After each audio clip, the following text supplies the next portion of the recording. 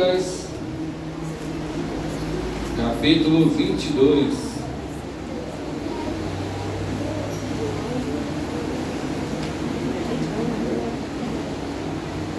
Vamos ler a partir do versículo 14.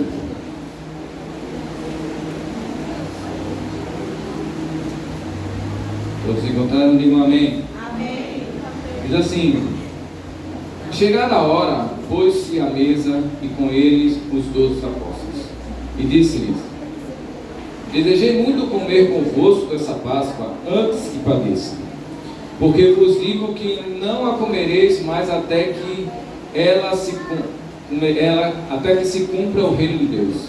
E tomando o cálice, havendo dado graça, disse: tomai e repartiu entre vós, porque vos digo que já não beberei do fruto da vide, até que venha o reino de Deus. E tomando o pão e havendo dado graças, partiu e deu-lhe, e disse, dizendo: isto é meu corpo, que por vós é dado, fazei isso em memória de mim. Semelhantemente também tomou o cálice depois da ceia, dizendo: esse cálice é o novo testamento no meu sangue, que é derramado por vós. Amém? Poder sentar, glorificando o nome do Senhor Jesus. Amém?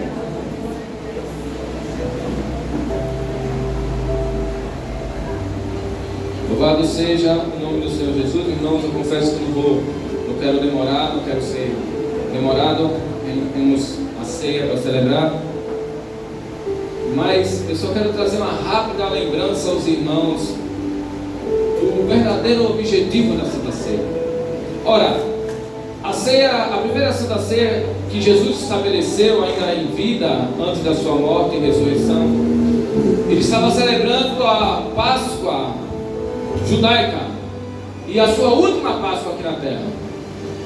E ele achou ocasionalmente em celebrar uma ceia, fazer algo diferente, pegar algo que já estava lá e fazer e demonstrar os emblemas que ele tinha nas mãos, para mostrar aquilo que ele tinha no coração para revelar para o seu povo. Ele pega aquilo que estava à mesa para expor aquilo que estava dentro da sua alma, aquilo que estava dentro do seu propósito, aquilo que estava dentro do seu objetivo de estar na terra. Ele pega o pão, ele pega o vinho e ele diz assim: olha, vocês celebraram a Páscoa até hoje e sempre comeram pão e sempre tomaram vinho, mas até então não tinha objetivo nenhum. Mas agora, todas as vezes que você comer desse pão e você beber desse cálice, vocês vão anunciar a minha morte, a morte que eu tive na cruz, a morte remidora no Calvário, a morte que trouxe vida a vocês, a morte que abriu o caminho para vocês chegarem ao Pai, a morte que lhe deu a possibilidade de você estar um dia comigo nas mansões celestiais. E Jesus começa a celebrar, mas é interessante porque Jesus, ele expressa aquilo que está no coração dele. Ele não simplesmente diz assim: olha, vamos celebrar porque eu tenho que celebrar, ou que eu tenho que fazer, ou então eu tenho que estar com você porque eu tenho que tolerar vocês. No versículo 14 do Evangelho, mantenham suas Bíblias abertas, irmãos. Diz assim: e chegada a hora, pôs-se à mesa, e com ele estava quem? Os 12 apóstolos. Quem eram os apóstolos? O que é que eles estavam para fazer? Os apóstolos estavam Pedro, que estava para negar Jesus 3 vezes, e Jesus sabia. Nos apóstolos tinha muitos que iam fugir e abandonar Jesus, e Jesus sabia. Aquele mesmo dos apóstolos estava Judas Iscariotes, que a Bíblia fala em versículos antes que Satanás já tinha se apoderado dele, e Jesus sabia. Mas a palavra de Jesus no versículo 15 é interessante, porque ele diz assim: disse-lhe: desejei muito comer convosco essa Páscoa antes que padeça. Você não entendeu nada, né, irmão? Jesus disse assim: olha, você que vai me trair, você que vai me negar, você que vai me abandonar, entenda uma coisa: eu desejo estar com você essa noite aqui celebrando. Eu desejo estar com você aqui celebrando, mostrando a você e derramando meu amor sobre você. A pequena palavra que eu quero trazer hoje é: independente, às vezes a gente tem muitos emblemas para falar, a gente tem coisas para falar, o ato de comunhão e de união que a Santa Ceia representa na nossa vida. Porque muitas vezes a gente entende a Santa Ceia como um ato de separação. Olha, os bons celebram e os ruins ficam de fora. Não! E Jesus pega um monte de gente ruim que ia fazer coisas erradas e diz assim: olha, eu quis estar com você essa noite. O meu último desejo antes de padecer é ter uma comunhão com vocês essa noite. E agora eu quero que você se entenda isso. Jesus, o homem magnífico, aquele que não tinha pecado, o único que pode julgar e podia julgar, disse aos pecadores: eu desejei estar com você. Que dirá nós, irmãos?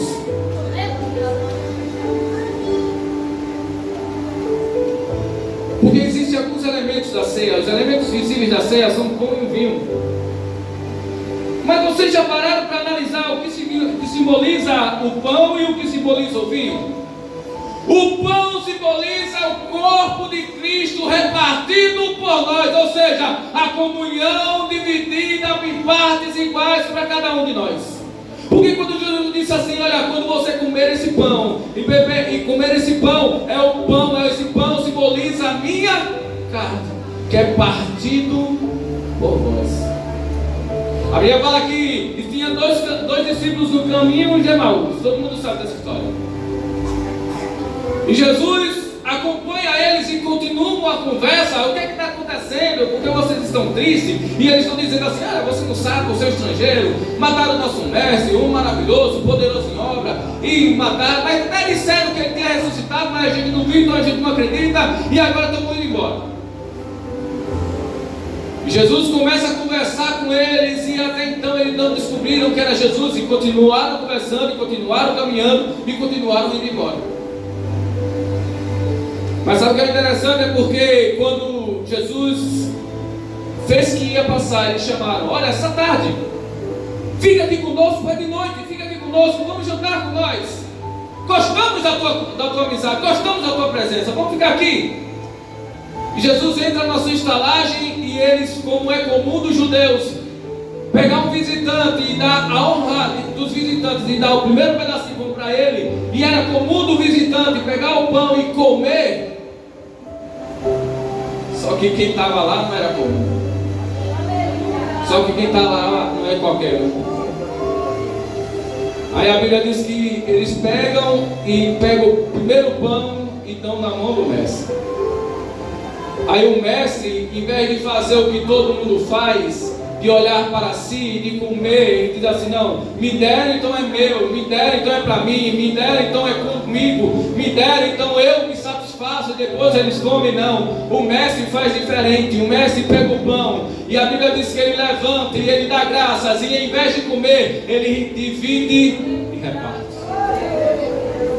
Aí no ato de pegar o pão e quebrar no meio e dar para um e dar para outro, os olhos deles caem, porque eles entendem: não é comum ele pegar e dividir, é comum ele pegar para si. Mas Jesus é diferente. Jesus é aquele que não olha para ele reparte e divide, porque a Bíblia diz assim: olha, mesmo sendo Deus, não supôs ser igual a Deus, antes a si mesmo se humilhou em forma de servos. Só para quê? Para nos dar a vida eterna. E Ele mesmo se divide por nós. Isso é comunhão. Sabe o que é comunhão, irmãos? É quando não olhamos para o nosso irmão com um olhar de autoridade. Sabe o que é comunhão, irmãos? É quando entendemos o que é o corpo de Cristo. Em 1 Coríntios capítulo 11, Paulo está falando sobre como celebrar a ceia da forma correta. E é interessante que tem uma hora que ele começa a falar, a partir do versículo 27, ele começa a dizer: porque o que come e bebe indignamente, come e bebe para a sua própria condenação, não discernindo o corpo. Não discernindo o que, irmãos? O pão. Não discernindo o vinho. não discernindo o corpo de Cristo. Sabe qual era o problema da igreja de Corinto? Falta de comunhão.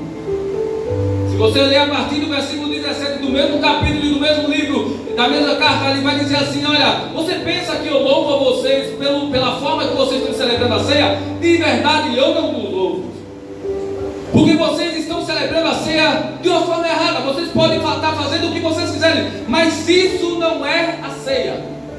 Porque uns chegam na frente, uns trazem muito, uns comem, se embriagam, estão dormindo, enquanto uns estão com fome e outros estão fracos. Ou seja, a igreja de Corinto tinha talentos, tinha dons, mas não tinha comunhão. Não tinha a união que a ceia celebra, que a ceia representa. E não discernir o corpo de Cristo é comer e beber para a sua própria condenação. Porque se você ler o texto do capítulo 11 de Coríntios, ele fala sobre isso.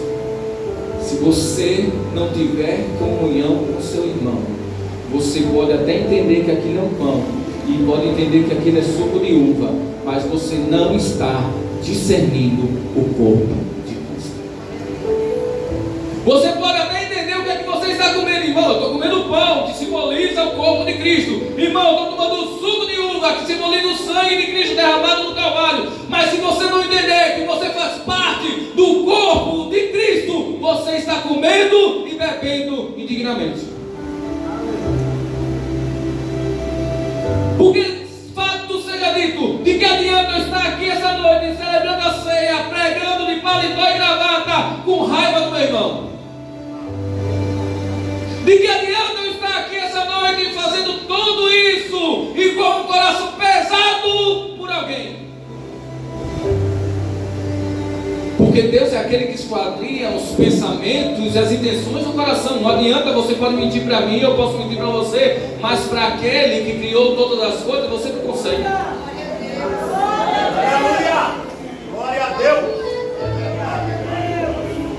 Mas Jesus é aquele que revela o seu coração. Jesus nos mostra e nos ensina que quando vamos celebrar a ceia, temos que expor o que está dentro do nosso coração. Porque quando Jesus olha, ele olha um monte de traidores, um monte de gente que ia fazer mal a ele, mas o coração dele estava cheio de graça, cheio de amor, cheio de misericórdia, cheio de compaixão. E está dizendo assim: são pecadores, mas são meus irmãos, e então estão errando, mas são meus irmãos, vão errar comigo, mas eu amo. Até que no Getsemane, quando Judas chega, a frase que Jesus fala para ele é: amigo, o que você veio fazer aqui? Jesus não é sarcástico, Jesus não é hipócrita, Jesus não é mentiroso. Ele disse, a frase que ele libera para Judas é: Judas, mesmo você me traindo, eu não deixo de ser seu amigo. Aí eu pergunto, tem tanta gente que deixou de falar com o irmão por causa de bobagem. Tem muita gente que está com raiva do seu irmão por coisa pequena. Tem muita gente que não quer conversa. Ah, irmão, eu não tenho mágoa dele, mas não quero ele perto, não está fazendo nada, irmãos. Porque imagina você, se você levasse à risca a oração do Pai Nosso, de dizer a Jesus: Jesus, perdoa os meus pecados, assim como eu perdoo os meus devedores.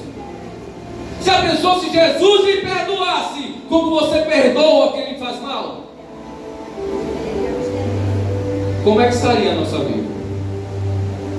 Se Jesus liberasse o perdão da mesma forma que você libera perdão, do mesmo jeito, igual,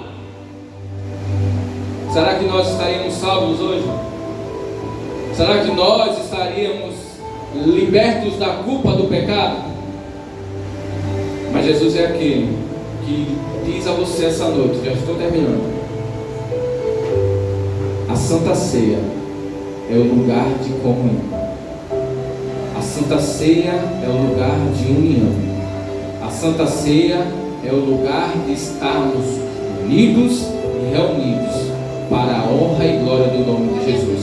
Então, quando você chegar na Santa Ceia, louva a Deus pela última Santa Ceia, irmãos, mas estejamos sempre em comunhão uns com os outros, assim como Jesus teve comunhão com seus discípulos e nos mostra que devemos ter a comunhão com os nossos irmãos. Amém? E eu agradeço a oportunidade.